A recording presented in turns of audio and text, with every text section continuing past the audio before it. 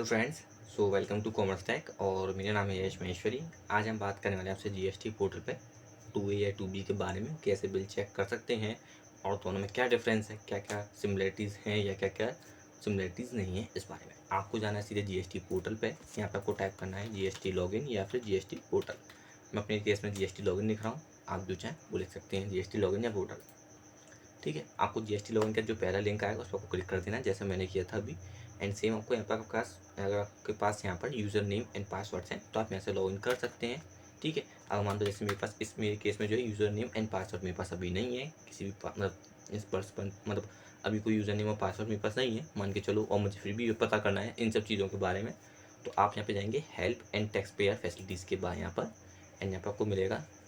ठीक है, थोड़ा सा टाइम मिला है सिस्टम मेरा नेट की वजह से। यहाँ पे आपको मिलेगा जीएसटी नॉलेज पोर्टल। आपको जाना है जीएसटी नॉलेज पोर्टल पे, आपको क्लिक कर देना है एंड देन आपको मिलेगा यहाँ पे फाइल रिटर्न्स के बारे में। ठीक है, जैसे आप फाइल रिटर्न्स पे यहाँ पे क्लिक करेंगे तो आपको यहाँ पे मिलेगा व्यू फ्रॉम टू मतलब जीएसटी 2A। ठीक है, या फिर व्यूइंग फ्रॉम जीएसटी 2B। तो हम पहले बात करने वाले 2A के बारे में इजीली, तो हम 2A पे चलते हैं। अगर वीडियो ज़्यादा लंबी हुई तो हम 2B के लिए वाली नेक्स्ट वीडियो बनाएंगे। ठीक है, तो यहाँ पे देखो एक ही चीज़ देखा है यूज़र मैनुअल, तो हम सीधे इस पर चलेंगे। सिंपल सा एक ही स्टेप है इसमें, ज़्यादा कोई लंबा स्टेप है भी नहीं है, तो एक ही पार्ट मेरे ख्याल से काफ़ी इनफ रहेगा इसके लिए। ठीक है, तो वैसे ही सेम जैसे हम R1 3B के लिए जाते हैं तो देन तभी हमारा 2A पड़ता है बीच रास्ते में, इस तरह से मान के चलें। तो अब जैसे आप आपके जो रिटर्न डैशबोर्ड पे आएंगे वहाँ पे आप रिटर्न डैशबोर्ड पे जाएंगे। यहाँ पे जैसे आप R1 3B के लिए जाते हैं तो आपको बीच में ऐसे GST auto drafted details GST 2A के नाम से पड़ेगा। या तो आप यहाँ पे डाउनलोड कर सकते हैं इसको या फिर व्यू कर सकते हैं। ठीक है, अगर आप डाउनलोड करते हैं तो आपसे तकरीबन ये 20 मिनट का समय लेगा। और ये जो है आपका 2A वो दो फाइल में जनरेट होता है, एक तो JSON और एक्सेल। ठीक है, तो दोनों फाइल में आपका जो है यहाँ पे जनरेट हो सकता है। अगर आपका सबका खुद का सॉफ्टवेयर है जो है JSON ले सकता है तो आप JSON डाउनलोड करें। अगर आपको एक्सेल में चेक करना है तो आप एक्सेल से डाउनलोड कर मतलब एक्सेल में डाउनलोड कर सकते हैं। ठीक है, ये दोनों केस में ज़िप फाइल में डाउनलोड होने वाला है आपका। ठीक है, जो आप डाउनलोड करेंगे तब ऑटोमेटिकली मैंने आपको बताया था 20 मिनट का तकरीबन समय ये रहता है। पहले तो इसका बहुत लंबा समय था बट अब जाके जो है 20 मिनट का कर दिया है। एंड डिपेंड करता है आपके डाटा पे कि आपका डाटा कितना बड़ा है, तो उस हिसाब से थोड़ा सा कम टाइम भी ले सकता है। ठीक है, जितना कम डाटा उतना कम समय। उसका जैसे आप अगर JSON से करते हैं डाउनलोड मतलब आप एक्सेल से करते हैं तो उनके नीचे एक लिंक जनरेट हो जाएगा। ठीक है, तो वहाँ पे आप click here to download JSON या click here to download Excel ऐसे यहाँ पे क्लिक कर देंगे। ठीक है, या फिर आपको डायरेक्ट उसका आपको अपनी जो JSON या एक्सेल है वो खोल सकते हैं, उसमें जिस हिसाब से फाइल ओपन हो उस हिसाब से यहाँ पे रख सकते हैं। एक आता है आपका व्यू वाला, मान लो आपको व्यू करना है, चेक करना है, खाली डाउनलोड नहीं करना है, तो उस केस में क्या करना है। जैसे आप व्यू पे क्लिक करेंगे तो आपके सामने एक ऐसा इंटरफेस आएगा जिसमें आपका GST नंबर, आपकी फर्म का नाम, ठीक है, ट्रेड नेम और फाइनेंशियल ईयर और किस मंथ का आप देख रहे हैं वो सब यहाँ पे लिखा हुआ आएगा एक ऊपर। एंड देन यहाँ पे नीचे लिखा हुआ आएगा part A, part B, part C करके यहाँ पे। ठीक है, तीनों पार्ट आएंगे। अब तीनों पार्ट के क्या क्या है या चौथा पार्ट जो भी पार्ट D है उसके बारे में क्या क्या चीज़ें हैं वो सब हम बात करेंगे। ठीक है, टोटल 4 पार्ट है इसमें, पार्ट A से लेकर पार्ट D तक। पार्ट A आपका होता है B2B इन्वॉइसेज, मतलब जो किसी आपके जो परचेज है वो। देन पार्ट A का सेकंड जो है वो है credit note and debit note के नाम से। ठीक है, तो credit note and debit note के नाम से जो भी आपकी माल वापसी होगी, परचेज रिटर्न होगी, तो आपको यहाँ पे शो होगी। उसका रखा था अमेंडमेंट्स B2B इन्वॉइसेस या फिर अमेंडमेंट क्रेडिट नोट। ठीक है, अगर मान लो कोई बिल पहले चढ़ चुका है और किसी पार्टी ने आपका बिल अमेंड किया है फिर से अब, तो उस चीज़ को आप यहाँ पे कर सकते हैं। मान लो B2B इन्वॉइस आप उसको अमेंड किया आपकी पार्टी ने आपके नाम पे, तो आपको यहाँ मेंशन हो जाएगा, या फिर क्रेडिट नोट अमेंड किया हो तो यहाँ पे मिल जाएगा। ठीक है, पार्ट भी होता है ISD, मान लो आपने किसी इनपुट सर्विस डिस्ट्रीब्यूटर से अपने बिल कटवाए हैं मतलब ली है, तो पार्ट बी में आपको वो मिल जाएगा, यहाँ पे वो बिल यहाँ पे आपको देखने को मिल जाएंगी। अगर मान लो ISD ने भी आपको कोई बिल अमेंड किया है बैक मंथ का या किसी भी बैक ईयर का, तो वो आपको यहाँ पे देखने को मिल जाएगा। ठीक है, उसका रहता है पार्ट C, जिसमें आपको क्या होता है TDS की डिटेल्स होती हैं, TDS TCS, और आपको मान लो TDS की डिटेल्स कोई अमेंड की हैं आपकी क्रेडिट होने वाली, तो आपको यहाँ पे मिल जाएंगी। तो फर्स्ट जो कॉलम है वो TDS की बता देगा पूरी डिटेल कि इस मंथ को क्या क्या TDS मिल रहा है।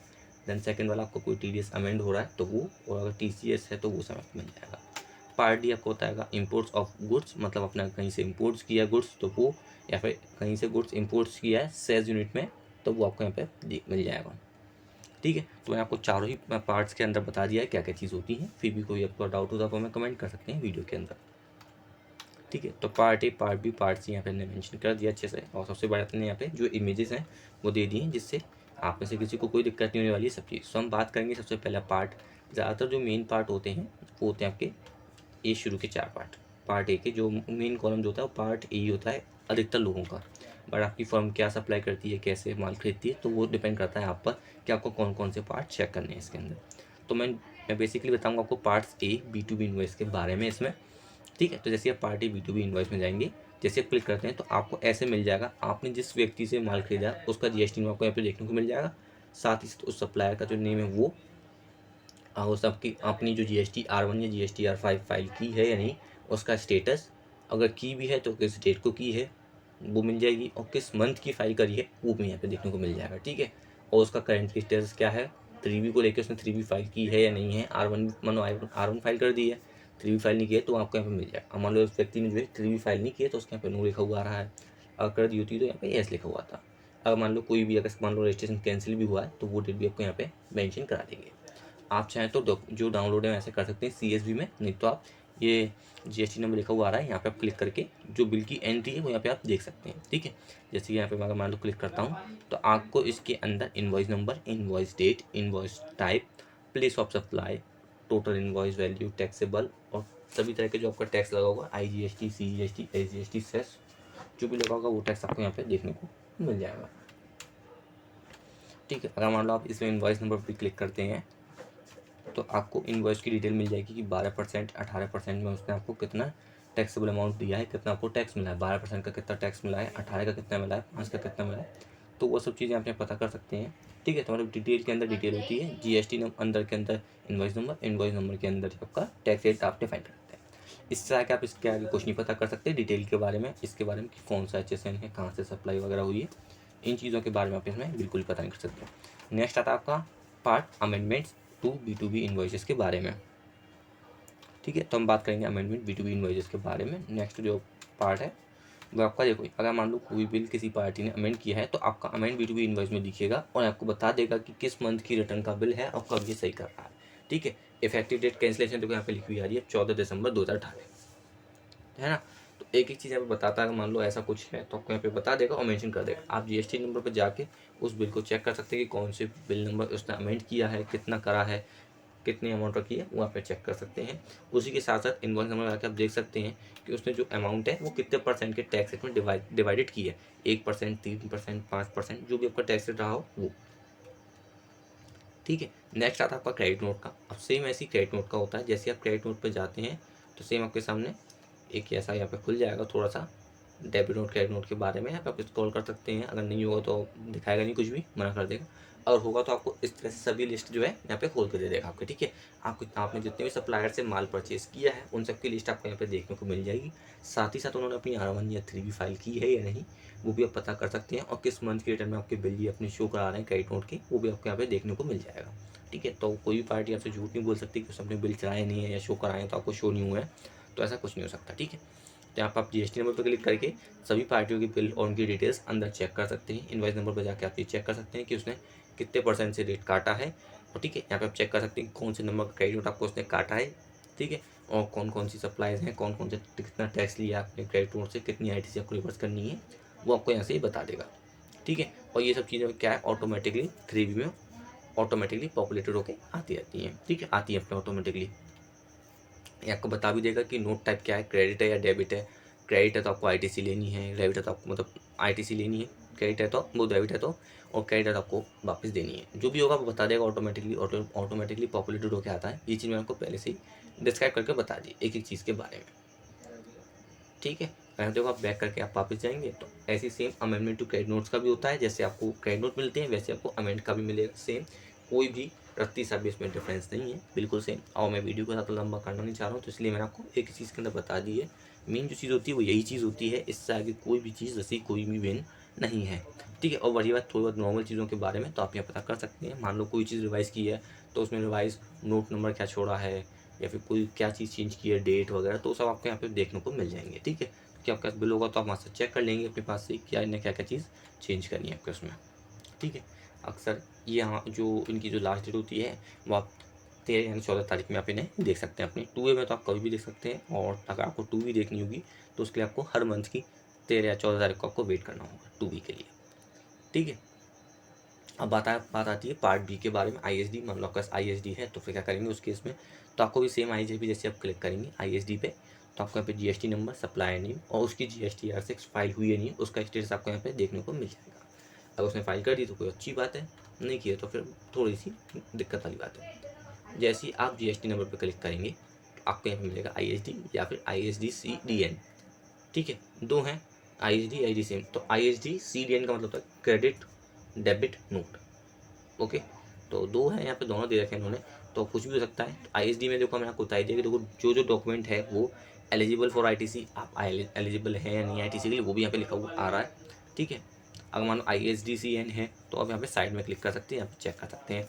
मान लो कोई ISD है, CN-DN है, तो यहाँ पे आप चेक कर सकते हैं। क्रेडिट नोट डेबिट नोट है ISD ऐसे आपसे आपका, तो आप यहाँ पे चेक कर सकते हैं साइड से ही।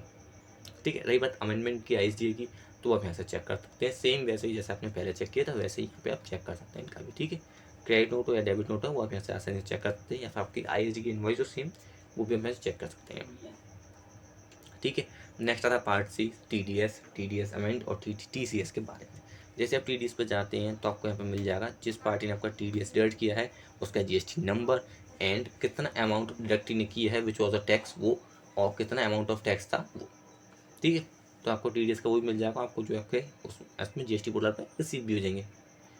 नेक्स्ट आता है आपका अमेंडमेंट TDS। अब मान लो कोई गलती से कुछ गलत हो गया है, उन्हें नहीं करना था ऐसा, तो उस केस में आपको यहाँ पे जो है बता सकते हैं। देखो आपका जो था, मान लो ओरिजिनल जो था ये, और रिवाइज करके उन्होंने जो लिखा है वो ये है, तो आप दोनों देख सकते हैं। तो सब चीज़ आपको बिल्कुल यहाँ पे पता चल जाएगी, कौन सा टैक्स मंथ पीरियड है, कौन से मंथ में किया है चेंज, वो आपको यहाँ देखने को मिल जाएगा आसानी से। नेक्स्ट आता है आपका TCS क्रेडिट एंड सेम, जो जैसे आप इस पर क्लिक करेंगे तो सेम आपको यहाँ पे GST number, gross value, total value return या TCS जो भी हो सब यहाँ पे आपको देखने को मिल जाएगा। उसके साथ साथ जो TCS का जो टैक्स है वो भी आपको यहाँ पे देखने को मिल जाएगा। CGST, SGST, IGST जो भी होगा वो आपको यहाँ पे मिल जाएगा।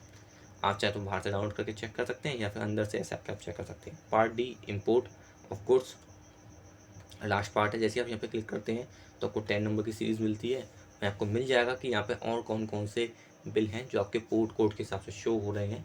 ठीक है, मतलब जो मतलब जो आपकी ITC है।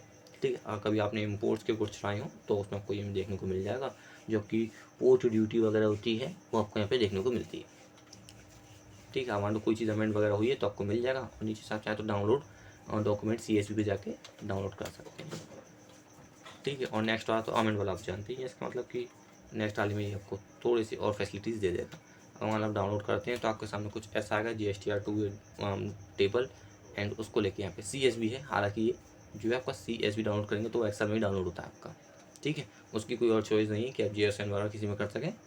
ये जो आपका डाउनलोड होगा वो CSV जो में ही डाउनलोड होगा आपका यहाँ पे। ठीक है, अमेंड हिस्ट्री रहती है इसके अंदर, क्लोज कर सकते हैं जो भी है वगैरह वगैरह। और अगर अमेंड होता है तो कभी आप यहाँ पे चेक कर सकते हैं कि आपकी पहले क्या थी वैल्यू, अब क्या, कोई भी चीज़ चेंज हुई तो आप यहाँ से चेक कर सकते हैं इजीली। ठीक है, सर्च नंबर से आप सर्च भी कर सकते हैं कौन से नंबर का बिल आपने चेंज किया है वगैरह वगैरह जो भी। ठीक है, तो अमेंड, और आपको एडवांस सर्च वगैरह है तो यहाँ पर वो कर सकते हैं अपने हिसाब से कोड को डाल के, मतलब कोई दिक्कत नहीं है। मतलब ये कमी पड़ता है ज़्यादातर लोगों का जो है पार्ट ए से ही काम पड़ता है, तो मैंने आपको पार्ट ए के बारे में ज़्यादा बताया आपको उसमें। ठीक है, क्योंकि बाकी के पार्ट में ऐसा कुछ नहीं है, आपको सिर्फ चेक ही करना होता है। इसमें कोई भी रिटर्न आपको फाइल करनी नहीं होती है 2A 2B में, मतलब 2A में कोई रिटर्न फाइल करनी होती है। आपको सिर्फ चेक ही करना होता है कि आपके जो बिल्स आपने लिए हैं परचेज़ के वो सब शो हो रहे हैं नहीं हो रहे हैं। अगर जो शो हो रहे हैं तो आपने वो लिए हैं या नहीं। ठीक है, तो यहाँ पे आपका 2 यहाँ पे समाप्त होता है। अगर कोई भी डाउट रहा हो तो आप मुझे कमेंट कर सकते हैं ताकि नेक्स्ट वीडियो में उसे क्लियर एंड फिगर आउट कर सकूँ। ठीक है, आप तब तक के लिए best of luck and happy to you all.